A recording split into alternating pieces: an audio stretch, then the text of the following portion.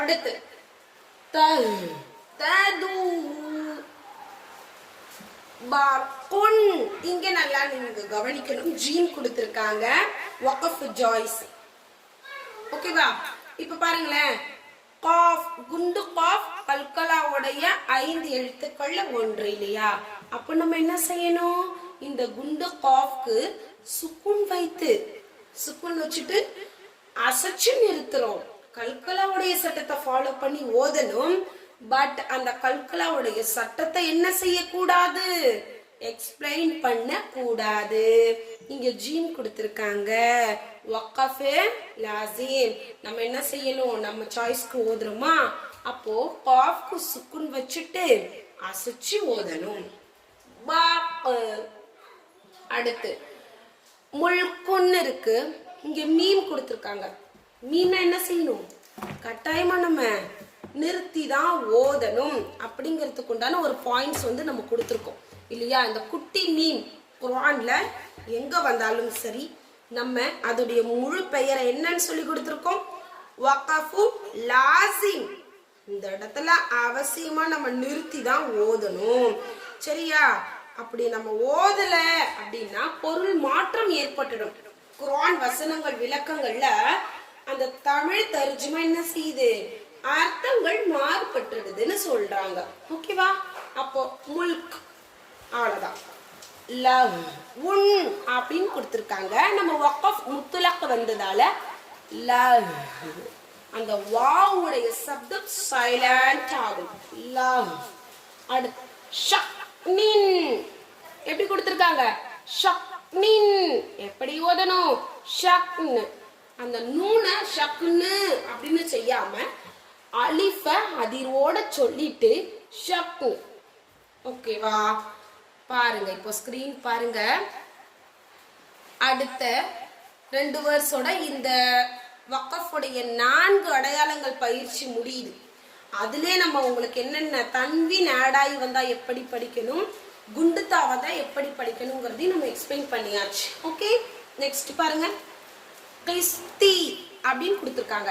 இந்த துவா நிறுத்தல் குறியீடு கிட்ட வந்துட்டாலே அதுக்கு சுக்குன் வைத்து அசைத்து நிறுத்தணும்.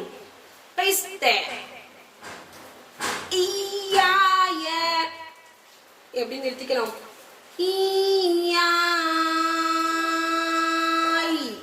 ஓகே. மத்வாய மத்வாய் ஃபீஹின்ன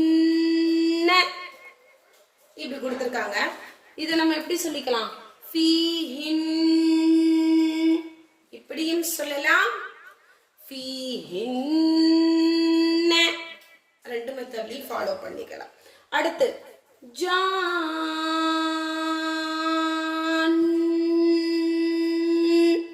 அவ்வளவுதான், அப்படியே ஸ்டாப் பண்ணிக்கோங்க அங்க. அதனாலதான் ஷத்து மட்டும் கொடுத்துருக்காங்க. அழுத்தம் மட்டும் செய்யுங்க அப்படின்னு சொல்லியிருக்காங்க. ஆனா பெஸ்ட் நம்ம அழுத்தி மட்டும் ஓதிக்கிட்டா போதுமானது. அடுத்து பாருங்க. நிசா எப்படி கொடுத்துருக்காங்க? பக்கத்துல பாருங்க எப்படி ஓதணும். நிசா. அவ்வளவுதான். என்ன பண்ணிருக்காங்க? இங்க ஒரு அலீஃப் வச்சு நீட்டி நிப்பாட்டி இருக்காங்க. ஓகேவா? அடுத்து நிதா அண்ணன் கொடுத்திருக்காங்க. நிதா தன்வீன் வந்தா இது போல ஃபாலோ பண்ணிக்கணும், மறந்துடாதீங்க. ஜுஸ் அன் அப்படின்னு இருக்கிறத ஜுஸ் ஆ. அவ்வளவுதான், சிம்பிள். துகாத்தன் அப்படின்னு கொடுத்திருக்காங்க. நம்ம எப்படி ஓதி சொல்லி கொடுத்துருக்கோம்? சட்டத்தோட தா இது போல மெத்தட்ல குண்டு தா வந்துச்சுன்னா தாவிற்கு சுக்குன் வைத்து ஹாவுடைய உச்சரிப்போட ஓதணும். துகா. ஓகேவா? இவ்வளவுதான் வக்ஃபுடைய பயிற்சி பாடங்கள் முடிஞ்சிருச்சு. அடுத்து நம்ம 57வது பக்கத்துல வரக்கூடிய ஆயத்துக்கு மேல வரும் இல்லையா, லாம் அலிஃப் கொடுத்துருப்பாங்க. உங்களுக்கு ஸ்கிரீன்ல ஒரு எக்ஸ்பிளைன் கூட நம்ம வந்து சொல்லிடுறோம். இதோ பாருங்க. இங்கே கொடுத்துருக்காங்களா, நான் ஜூம் பண்ணி காட்டுறேன் பாருங்க. இது பாருங்க, இந்த ஏரோ மார்க்கை கவனிச்சுக்கோங்க. ஆயத்துக்கு மேல ஒரு லாம் அலிஃப் இருந்துச்சுன்னா இந்த மாதிரி இடங்கள்ல நம்ம எப்படி ஃபாலோ பண்ணி நிறுத்திக்கணும் அப்படிங்கிற மெத்தட இன்ஷா அல்லாஹ் நெக்ஸ்ட் சட்டத்துல உங்களுக்கு ஃபாலோ பண்ணி சொல்லி கொடுத்துருவோம் இன்ஷா அல்லாஹ். ஓகேவா? ஏதாவது புரியலன்னா கேளுங்க. அந்த நடுவுல சொன்ன ஹிங்ஸ் எல்லாம் நீங்க கரெக்டா ஃபாலோ பண்ணிக்கிட்டாதான் உங்களுக்கு மறக்காம இருக்கும். சரியா? இதுலயே நம்ம அலிஃப் அதிகரிச்சு நிறுத்திருக்கோம், தாவுக்கு சுக்குன் வச்சு ஃபாலோ பண்ணியிருக்கோம். சரியா?